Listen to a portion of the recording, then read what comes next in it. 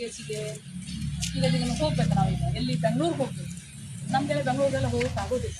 ಅದಕ್ಕೆ ಅದು ಇದು ಕೇಸ್ ಮಾಡಿದಾರಲ್ಲ ಅದಕ್ಕೆ ಅದ್ರದ್ದು ಏನು ಅಂತಾನೆ ಅದು ಕೋರ್ಟ್ಗೆ ಹೋಗ್ಬೇಕಾ, ಅದು ಖರ್ಚು ವೆಚ್ಚ, ಲಾಯರ್ ಫೀಸು ಇವೆಲ್ಲ ಹೆಂಗೆ ಮಾಡ್ತಾರೆ? ಲಾಯರ್ ಫೀಸ್ ಅನ್ಕಿ ಹಳೆ ವಕೀಲರಿಗೆ 50,000 ರೂಪಾಯಿ ಕೊಟ್ಟೇನಿ.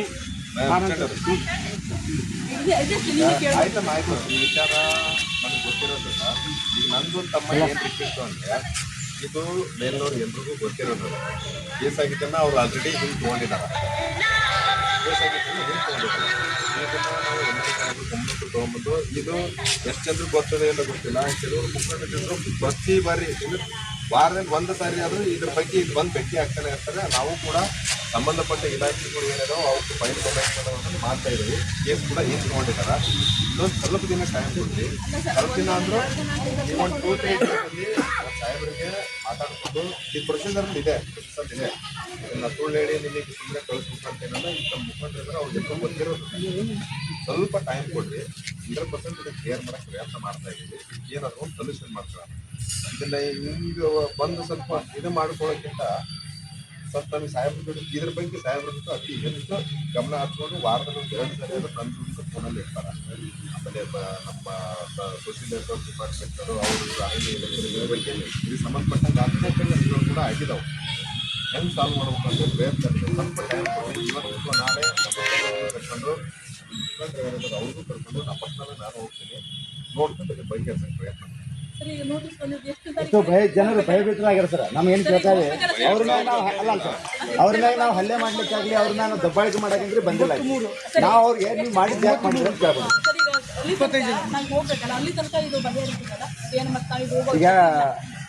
ಈಗ ನೋಡ್ರಪ್ಪ ಕೋರ್ಟ್ ಕೇಸ್ಗಳಲ್ಲಿ ಅವ್ರು ಏನು ನೋಟಿಸ್ ಕೊಟ್ಟಿದಾರೋ ನಾನು ನೋಡಿಲ್ಲ. ಅವ್ರೆ ನಿನ್ನೆ ನೀವು ಬಂದಾಗಲೇ ನನಗೆ ಗೊತ್ತಾಗಿದೆ ಆಗಿದೆ ಅಂತ ಹೇಳಿ ಇದನ್ನ ಸಾಹೇಬ್ರ ಜೋಡಿ ಗಮನಕ್ಕೆ ತಗೊಂಡ್ಬಂದು ಅದು ಹೆಂಗೆ ಸಾಲ್ವ್ ಮಾಡೋಕೆ ಪ್ರಯತ್ನ ಮಾಡ್ತೀವಿ. ಒಂದು 2 ಡೇಸಲ್ಲಿ ಹೇಳ್ತೀವಿ. ಅದಾದ್ಮೇಲೆ ಏನು ಮಾಡ್ಬೋದು ಅಂತ ಹೇಳಿ ನೋಡೋಣ. ಅದ್ರ ನೆಕ್ಸ್ಟ್ ಪ್ರೊಸೀಜರ್ ಆಮೇಲೆ ಡಿಸ್ಕಸ್ ಮಾಡೋಣ. ಅವ್ರಿಗೆ ಎಷ್ಟು ಕೊಟ್ಟಿದ್ರು ಸರ್ ಹೇಳಿದ್ರು, ಎಷ್ಟು ಕೊಟ್ಟಿದ್ದಾರೆ ನೋಡಿ ಕೊಟ್ಟಿದ್ದು ಕೋರ್ಟ್ ಅಲ್ಲ ಸರ್. ಈಗ ನಮ್ಮ ಸಾರ್ವಜನಿಕರು ಏನ್ ಕೇಳ್ತಾರೆ ಗೊತ್ತಾ, ಈಗ ಆಲ್ರೆಡಿನೇ 3,500, 200 ಎಲ್ಲ ತಗೊಂಡು ಖರ್ಚು ಮಾಡಿದ್ದಾರೆ. ಬೆಂಗಳೂರಿಗೆ ಅಲ್ಲಿ ಇಲ್ಲೆಲ್ಲ ಹೋಗಿ ಖರ್ಚು ಮಾಡಿದ್ದಾರೆ. ಅದ್ರದ್ದೆಲ್ಲ ಖರ್ಚು ವೆಚ್ಚ ಯಾರು ನಾವು ವಸೂಲಿ ಮಾಡ್ಕೊಡ್ತೀವಿ ಅದನ್ನ ಕೊಡ್ತೀರ ಅಂತ ಹೇಳಿದ್ದಾರೆ. ಒಂದು 2 ದಿನ ಟೈಮ್ ಕೊಡಿ. ಅದಕ್ಕೆ ಏನು ಪರಿಹಾರ ಮಾಡ್ಕೋಬೇಕು ಆಗಿಲ್ಲ ಅಂದ್ರೆ ನಾವೆಲ್ಲರೂ ಸೇರ್ಕೊಂಡು ಏನು ಡಿಸಿಷನ್ ತಗೋರಿ.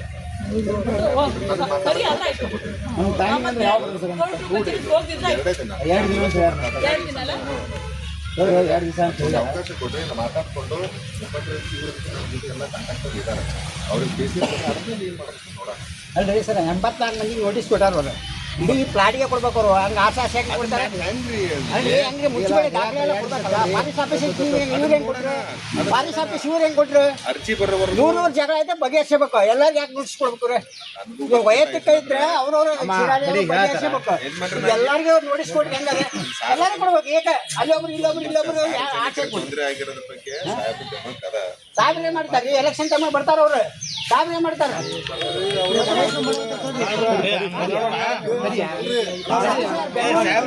ಅವ್ರು ಹೋಗ್ತಾರೆ, ನಾವು ಹೋಗ್ಬೇಕು. ನಮ್ಮ ಹೆಸರಿಗೆ ನೋಟಿಸ್ ನಾವು ಹೋಗ್ಬೇಕಲ್ಲಿ. ಸಾಹೇಬ್ರು ಬರ್ತಾರೆ. ಏನಂತ ಕೋರ್ಟ್ ಜಡ್ಜ್ ಏನಂತಂದ್ರಿ, ಸಾಹೇಬ್ರದ್ದು ಐತೆ ಪೈಸರ ನಿಂದೈತಿ ನೀ ಬಾ ಅಂತ. ನಾವೇ ಬಗೆಹರಿಸೋರು. ಇವ್ರು ಮಾಡಿದ್ದಲ್ರಿ ಅದು. ಕೋರ್ಟ್ನಾಗ ನಾವು ಪಾರ್ಟಿ ನಾವು ಹೋಗ್ಬೇಕ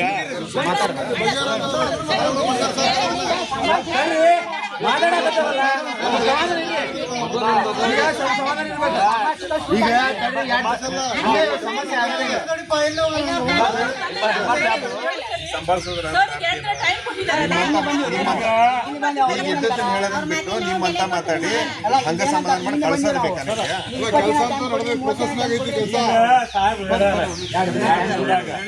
ಕೆಲಸ ಮಾಡಾಕ್ತಿದ್ದು ಸಾಹೇಬ್ ಕೆಲಸ ಮಾಡಾಕ್ತಿದ್ದು ನಮ್ಮ ಕಮಿಟಿಯವ್ರಿಗೂ ಗೊತ್ತೈತಿ, ಎಲ್ಲರಿಗೂ ಗೊತ್ತೈತಿ.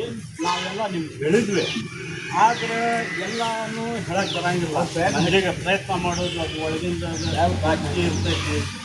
ಎಲ್ಲ ಒಳಗಿಂದ ಪ್ರಯತ್ನ ಮಾಡೋದು ಎಲ್ಲ ಸಾರ್ವಜನಿಕವಾಗಿ ನಾವು ಹೇಳಕ್ಕೆ ಬರಂಗಿಲ್ಲ. ಎಷ್ಟು ಹೇಳಬೇಕು ಅಷ್ಟು ಹೇಳ್ಬೇಕಾಗ್ತೈತಿ. ಅದು ಅವ್ರು ಮಾಡಾಕ್ತಾರೆ, ಕೆಲಸ ಮಾಡಾಕ್ತಿಲ್ಲ ಆಗಿತ್ತಲ್ಲ. ಈಗ ಇವರು 2 ದಿನದಾಗ ಸಾಹೇಬ್ರ ಕಡೆ ಹೋಗಿ ಬಗೆಹರಿಸ್ಕೊಡ್ತೀನಿ. ಅದು ಬೆಂಗಳೂರಿನಾಗ ಅವ್ರು ಬಂದ ಮ್ಯಾಗ ಅವ್ರು ಏನು ಮಾಡ್ತಾನೆ ನೋಡಿ ಏನು ಮಾಡ್ಯಾರ ಅಂತೇಳಿ ಇವ್ರಿಗೆ ಬಂದು 2 ದಿನ ಬಂದು ಮತ್ತೆ ಕೇಳೋದು ಸರ್ಗೆ ಬಂದು ಕೇಳೋದು. ಅವರು ಸರ್ ಕರ್ಕೊಂಡು ಎಲ್ಲರೂ ಕೂಡಿ ಹೋಗೋಣ ಅಂತ ಹೇಳಿ ಅವ್ರಿಗೂ ಟೈಮ್ ಬೇಕಿಲ್ಲ, ನಿನ್ನೆ ಇದ್ದಿದ್ದಿಲ್ಲ ಅವ್ರು, ನಿನ್ನೆ ಇದ್ದಿದ್ದಿಲ್ಲ, ಇವತ್ತು ಬಂದಾರೆ. ಇವತ್ತು ಅವ್ರಿಗೆ ನಿನ್ನೆ PSI ಜವಾಬ್ದಾರಿ ತೊಗೊಂಡಿದ್ರು.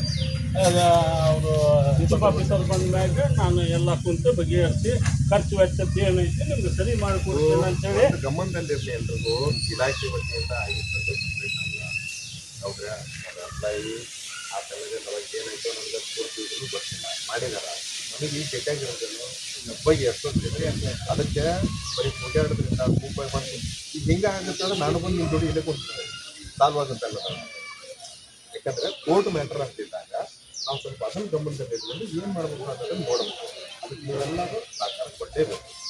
ಕೂಗಾಡೋದ್ರಿಂದ ಇಲ್ಲಿ ಕೂಗಾಡೋಗುತ್ತಾರ ಅಂದರೆ ಕೋರ್ಟ್ ಪ್ರೊಸೀಜರ್ ಏನಾಗುತ್ತೆ ಅದೇ ಆಗುತ್ತೆ. ಅದಕ್ಕೆ ಬೇಕಾಗಿರೋ ಡಾಕ್ಯುಮೆಂಟ್ ಹಾಕಿ ಮತ್ತೆ ಎಷ್ಟರಿಂದ ಏನೇನು ಮಾಡಿ ಮತ್ತೆ ಕೊಡೋಕ್ಕಾಗಲ್ಲ. ನಾವು ಅದನ್ನು ಸ್ವಲ್ಪ ಗಮನದಲ್ಲಿ ಇಟ್ಕೊಂಡು ನಾನು ತಿಳ್ಕೊಳ್ತಿದ್ರೆ ಎಲ್ರಿಗೂ ಒಳ್ಳೆಯದು. ಇದು ನನ್ನ ರಿಕ್ವೆಸ್ಟು. ಇಲ್ಲ ನಮ್ಗೆ ಹೀಗೆ ಮಾಡ್ತೀವಿ ನಾವು ಹಿಂಗೆ ಹೇಳೋದು ಯಾರಿಗೂ ಮಾತಾಡಲ್ಲ. ಇಷ್ಟ ಅನ್ಸತ್ತಂದ್ರೆ ಇದು ಇಷ್ಟು ದಿವಸ ಆಗಿಲ್ಲ ಸರ್.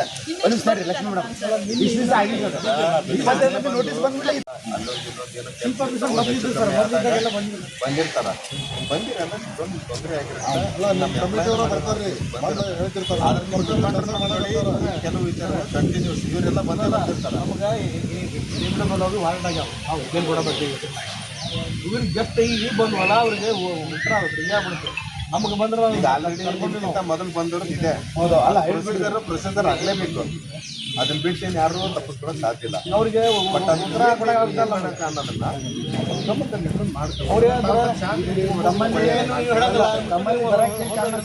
ಒಬ್ಬೊಬ್ಬರ ಮನ್ಯಾಗ ಅವ್ರ ಪರಿಸ್ಥಿತಿ ಭಾಳ ಕ್ರಿಟಿಕಲ್ ಆಗೈತಿ. ಒಂದು ನಿಮಿಷ ಸರ್, ಅವ್ರನ್ನ ಎಳ್ಕೊಂಡು ಹೋಗಿ ನಾವು ಬಸ್ಸಿಗೆ ಕರ್ಕೊಂಡು ಹೋಗಿ ತಂದು ಕರ್ಕೊಂಡ್ಬರೋ ಎಲ್ಲ ಹಾರ್ಟ್ ಅಟ್ಯಾಕ್ ಆಗಿ ಸತ್ರ ಏನಾದ್ರು ಆದ್ರೆ ಉದ್ದೇಶಕ್ಕೆ ಇವ್ರ ಕಡೆ ನಾವು ಬಂದಿದ್ದೆ. ನೀವು ಯಾಕೆ ಹಿಂಗೆ ಮಾಡಿದ್ರಿ ಅಂತ ಇವ್ರ ಮ್ಯಾಗ ಏನು ದಬ್ಬಾಳಿಕೆ ಮಾಡಕ್ಕೆ ಬಂದಿದ್ರಿ. ಒಬ್ಬೊಬ್ಬರ ಪರಿಸ್ಥಿತಿ ಏನಂತ ಗೊತ್ತೈತೆ ಸರ್. ಅವ್ರ ಮನ್ಯಾಗ ಏನೈತ್ರಿ BP ಶುಗರ್ ಆಗಿ ಅವ್ರ ಸಮಸ್ಯೆ ನಾವು ಕೇಳಕ್ ಬಂದೇವೆ. ನಾ ಫೇಸ್ ಮಾಡ್ತಾನೆ, ಕೋಲ್ಡ್ ಐತಲ್ರಿ, ನಾ ಫೇಸ್ ಮಾಡ್ತಾನೆ. ಒಂದು ವಕೀಲ್ ಇಟ್ಕೊಂಡು ಫೇಸ್ ಮಾಡೋ ಶಕ್ತಿ ಐತಿ.